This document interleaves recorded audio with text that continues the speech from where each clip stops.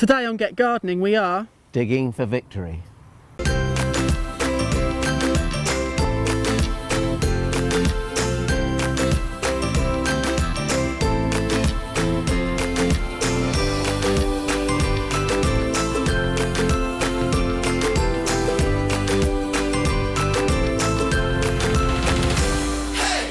I'm Alan Gray. And I'm Ian Roofe. Welcome to Get Gardening. Today we are starting a little bit of a veg patch here. Two long rectangular beds. They've both been edged in tannalised timber. That means pressure treated against rotting.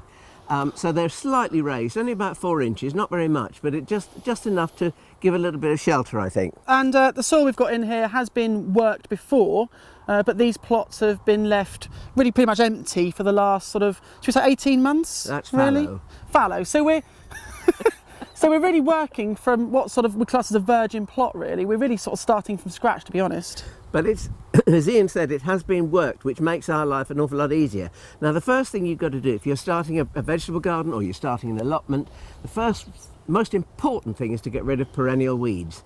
2 ways of doing that. The organic way is to dig it out, dig for your life and get all the roots out. But if you're not organic, you can use chemicals, and you can use a systemic herbicide, something which is going to go into the leaves and go through to the roots and get rid of everything, and that will be something containing glyphosate, and that's a translocated herbicide. Just works on weeds. Well, it works on everything green actually, so don't spray your lawn with it, but it works through and gets rid of all the roots, and that's really important, particularly if we've got things like docks in which have very, very deep roots. We want to get rid of them in the early stages. docks, bindweed, ground elder, couch grass. All of it. 4 of the most pernicious weeds of all. You've got to get rid of them.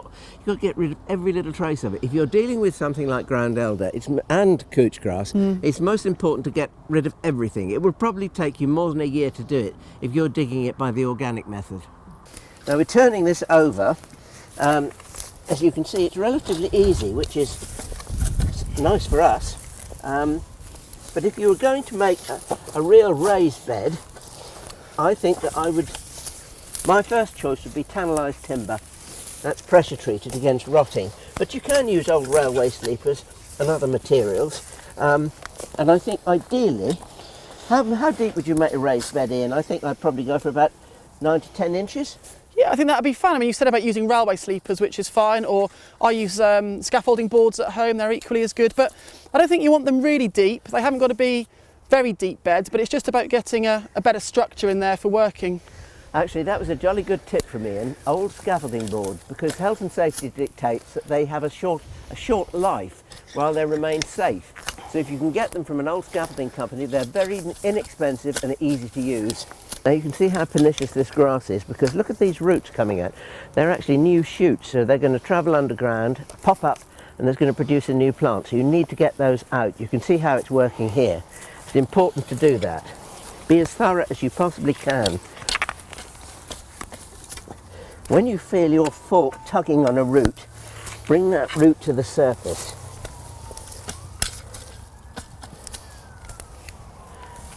When you're establishing a veg plot, it's really good not to be tempted by the quick fix, and many of you may want to use something mechanical, something like a rotary cultivator, often known as a rotavator. And it can have benefits in that it does mix the soil up really well, but before you use anything like that, you need to get rid of those perennial weeds, because you'll be chopping up all the individual roots. And with things like bindweed, every little piece of root, whether it's a centimetre, an inch in length, will form a new plant, won't it, Al? That is the problem. If you have one blade that goes through the roots, it makes 20 new plants. Or maybe in the case of something like ground elder, 200 new plants. It's a terrible thing, but there is no shortcut for it, I'm afraid. You can cover the ground with polythene if you want, that works sometimes, or as Bob Flower used, cover it with old carpet. Anything that restricts the light, and it will help to make those old plants, those deep-rooted, perennial, pernicious weeds, die. Death to weeds. The important thing to remember though is that will take quite a while. It's not going to be a quick fix, will it? You're going to have to leave it down for 6 months to a year in order for it to work. And for most of us, that's just not an option. We want to get cropping straight away. So it's either going to be using something chemical or hand forking everything out. You should join us. We're known as the Impatient Gardeners. Now, if perchance you're starting with grass, What you need to do there is you need to skim the grass off with about 1 inch to 1.5 inches of soil behind it, and then you stack it somewhere out of the way, grass side down, and you one above the other, above the other, above the other, and let it rot down, and you'll get a marvellous loam. And that loam you can use to put back on your allotment or your veg patch, and it will add goodness to the soil. That's the sign of good fertility in the soil, earthworms. So don't damage them, just put them to one side and they'll gently go underneath the soil, and they'll carry on doing their wonderful job of aerating the soil, because roots need air as well as water and food.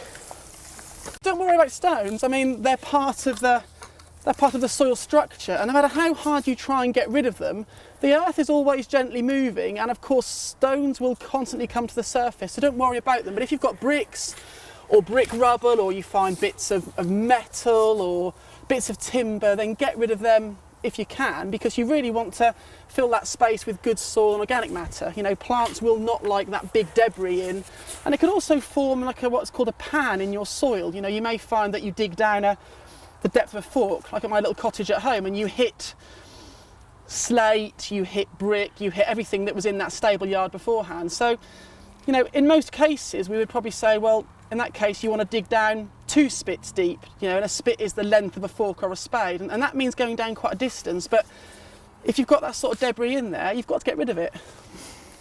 This is what you call good soil. If I stick my hand in here and pick it up, look at that lovely tilth you've got. There's hardly any stones in this soil at all. We're very lucky. That's about the biggest size of stone that you get in this garden. And it's just a lovely light sandy loam. The benefits of that is in the winter it doesn't get too cold. In the summer it warms up very quickly. The disadvantage is, of course, it dries out very quickly, so you have to find yourself continually watering. But I think that's a small price to pay for good soil. Contains glyphosate. with you. Right. Oh, Violet, come on, keep pulling them out. But if you do, if you don't want to be organic, But if you don't want to be organic,